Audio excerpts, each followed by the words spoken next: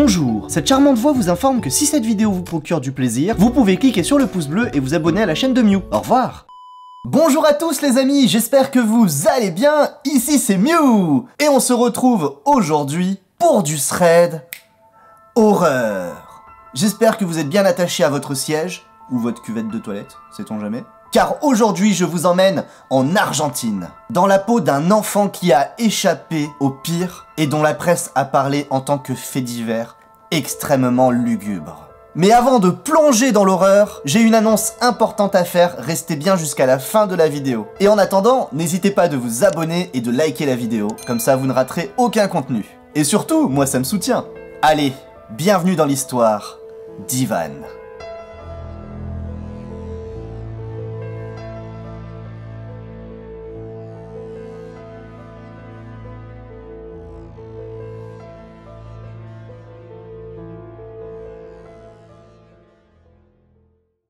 Cette histoire, elle se passe dans les années 2000. Et Ivan, à l'époque, avait 12 ans. Il se souvient très bien de cette journée extrêmement particulière, car tout simplement, il a failli y perdre la vie. À cette époque, Ivan, il habitait avec ses parents dans une barre d'immeubles, et il connaissait quelques potes dans les étages supérieurs, dont son meilleur ami Sébastien, ça fait très français Sébastien, mais il s'appelait bien comme ça, et Ivan était constamment fourré chez Sébastien pour jouer à la console. Et de toute façon, les parents de Sébastien, c'était un petit peu comme sa deuxième famille. Entre les soirées jeux vidéo, les jeux de société, les soirées films, et surtout, les parents des deux copains avaient l'habitude de manger de temps en temps régulièrement ensemble. C'était un vendredi soir. Ivan, il avait fini les cours et ça faisait maintenant plusieurs heures qu'il était chez son pote Sébastien. Il jouait à un célèbre jeu de l'époque, GTA 3. Incroyable ce jeu. Vous savez, c'est le jeu à coup de « Police, arrêtez-vous !» Et les parents d'Ivan savaient très bien où il était.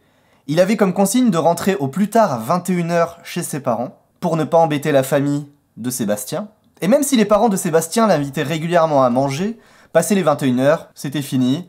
Ce soir-là donc, Ivan y sort de chez Sébastien pour retourner chez ses parents. Sébastien habitait au 7e étage, quant à ses parents, ils étaient au rez-de-chaussée. Habituellement, Ivan, il est assez sportif, et il prend tout le temps les escaliers. Mais ce soir-là, il était un petit peu brassé du bide, et il décide de prendre l'ascenseur. Et c'est là que tout se passa. En appelant l'ascenseur, il se rendit compte que l'ascenseur était aux étages supérieurs. Il attendit plusieurs minutes que les portes s'ouvrent, et quand celles-ci s'ouvrirent, un homme était présent dans l'ascenseur. L'homme avait les mains cachées dans le dos, le visage ténébreux, les yeux sombres. Ivan n'y calcule même pas l'homme qui est dans l'ascenseur et il décide de rentrer dans la cabine. Il appuie sur le bouton du rez-de-chaussée et les deux portes se ferment. Une fois les portes fermées, il y avait un silence pesant dans l'ascenseur. Selon l'estimation d'Ivan, il fallait bien 2 minutes pour aller jusqu'au rez-de-chaussée. L'homme s'était mis dans un coin de l'ascenseur, les mains toujours dans le dos, et regardait Ivan d'un air sombre. Ivan y remarque l'attitude bizarre de l'homme et il trouve ça super étrange. Il est très mal à l'aise, ça se fait pas de regarder quelqu'un de cette façon, de le dévisager comme ça. Au bout d'un certain temps, l'homme lui adresse la parole. Il lui demande, d'une voix extrêmement calme, « Où est-ce que tu vas comme ça, petit bonhomme ?» Ivan il sait pas quoi lui répondre, ses parents l'ont toujours prévenu de ne jamais parler à des inconnus, mais il est enfermé dans une boîte métallique, sans aucun échappatoire, il est obligé de lui répondre. Il lui indique qu'il était chez un ami à lui, et qu'il rentrait tout simplement chez lui. Ivan remarqua que l'homme commençait à se rapprocher de lui très lentement, les mains toujours cachées dans le dos. L'inconnu poursuivit son interrogatoire. « Tu rentres chez tes parents ?» Et là, Ivan, il sait pas pourquoi il dit ça. Peut-être qu'il a peur, peut-être un moyen d'autodéfense, et il répond très calmement qu'il n'a pas de parents et qu'il rentre à l'orphelinat.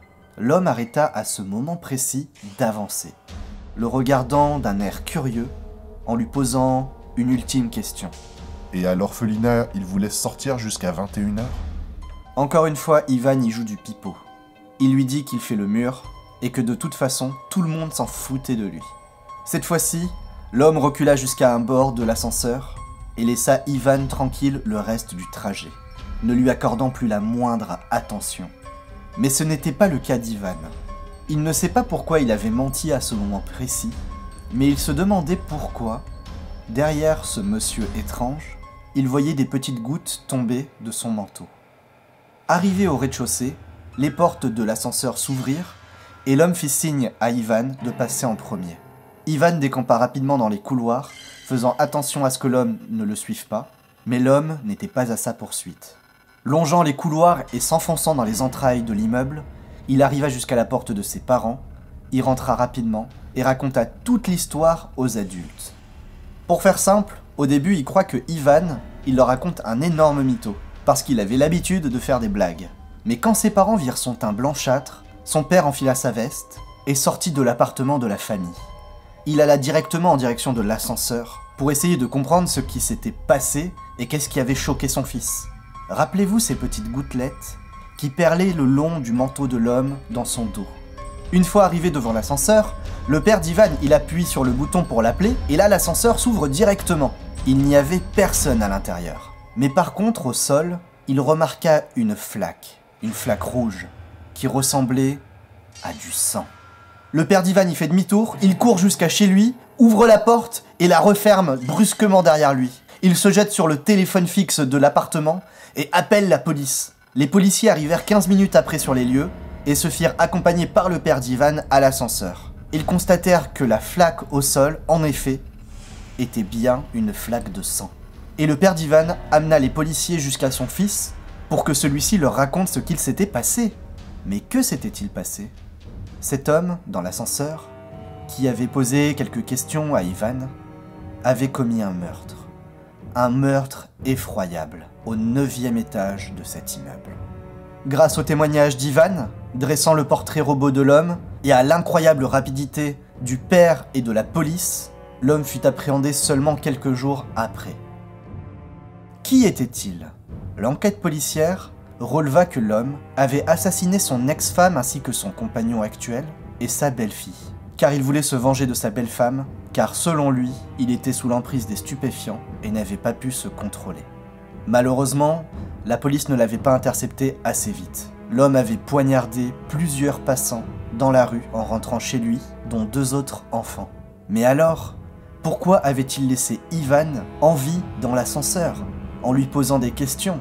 Tout simplement parce que Ivan lui avait rappelé sa propre histoire, car l'homme avait été abandonné à son plus jeune âge.